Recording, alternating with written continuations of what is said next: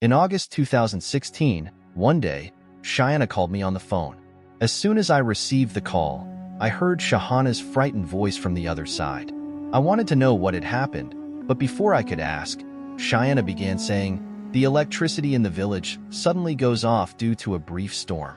Despite the darkness, I managed to reach the rickshaw stand. It's surprising that there isn't a single rickshaw there, even though my uncle hasn't missed a night at 8 o'clock with his rickshaw for years. Maybe there's no rickshaw due to the storm, so I decide to wait a bit in the shelter to see if the rain stops.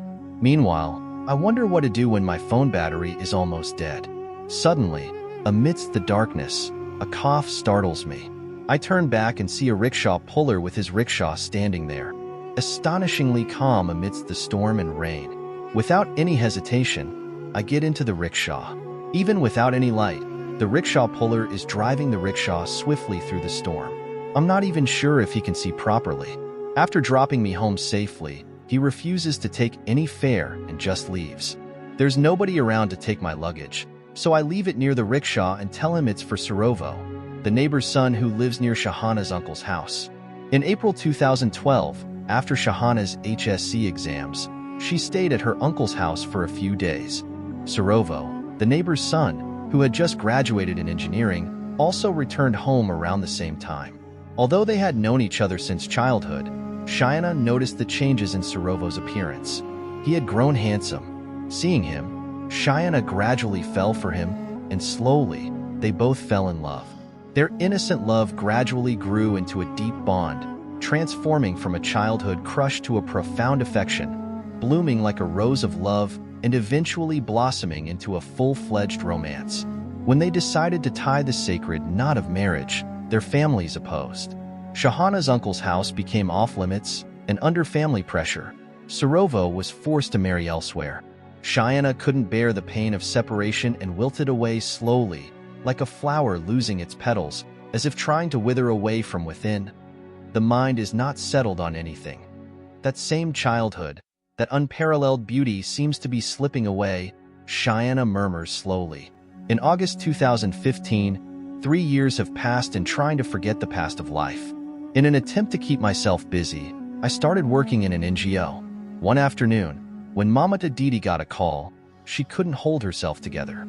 It felt as if the inside of the chest was being stolen away and disappearing. Did Sarub not bear the emotional unrest and resorted to suicide? And left a suicide note behind. In that note, asking for forgiveness from everyone in the house, it was written that she still couldn't forget me, and if there's any life after death, she will wait for me there. In August 2016, Uncle and Aunt left for Belur for Nanny's operation, leaving Nanny behind alone. Due to being alone, Apu could not hold herself together. Uncle told me that they would be at Palashi for 2 to 3 weeks. After 4 years, I set foot on the soil of Palashi again. The Palashi seemed to be amazed to see me, as if it was perplexed to see me.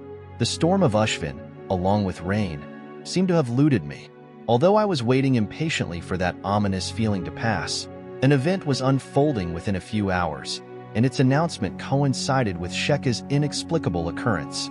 I found myself surprised by the clinking sound, clinking in the cold. Although I was brave, I could perceive the coldness through that clinking. My whole body was drenched as if bathing. Every hair of the body seemed to be trembling. Inside the house, it seemed as if there was a strange fragrance mingled with the scent of wet soil, closing the nose. Before realizing the reason for this, I was startled and stood up.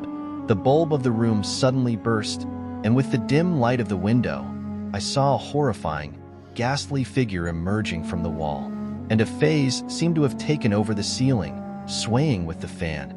I screamed loudly, yet some supernatural force seemed to have blocked my throat. Although I was shouting in a hoarse voice, unclear, the weather department said, "It's not the weather." The sentence doesn't end, nor does Sarub. He goes inside the house in a fit of rage. Then, a strong, swirling storm is created inside the house. All the household items seem to be submerged then and there, as if being immersed.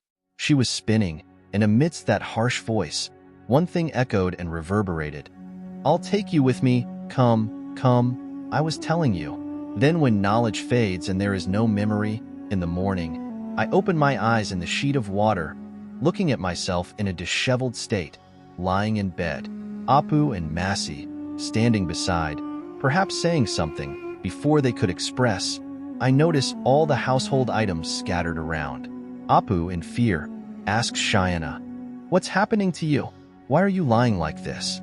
Tell me what's going on." At that moment, I become a bit determined, revealing all the events that have been happening with me since last evening. I tell Apu that without any delay, she should leave with me to my house with a purpose. Hearing this, Cheyenne pauses. Then I continue, "That's right, 1 year later, even if by Allah's mercy nothing happens, from August 8th, 2017 to August 10th, Cheyenne was suffering from severe fever and was bedridden like a statue for 2 days. Although we thought of it as an outbreak of fever at that time, now I have to accept that incident as a supernatural effect, because from August 8th to August 10th, 2018, the same incident recurs. Last time, even though Cheyenne didn't say anything, this time she says that Sarab's soul seems to be with her for 2 days. Then Shahana's family has reluctantly accepted defeat in front of that inexplicable fortune. Here, I would like to mention that August was Sarab's birthday, and in August 2015, he committed suicide by hanging himself. Even though Cheyenne got married elsewhere, every year during those 2 special days, she falls ill in the same way, and she remains like a statue on the bed. August is coming again, and maybe the recurrence of that same incident will happen. Whether to believe it or not, it's a personal matter for listeners and friends. I bid farewell for today. Inshallah, we'll meet again in some other episode. Until then, keep listening to Nighttime Horror Story. Stay well, stay healthy. Goodbye.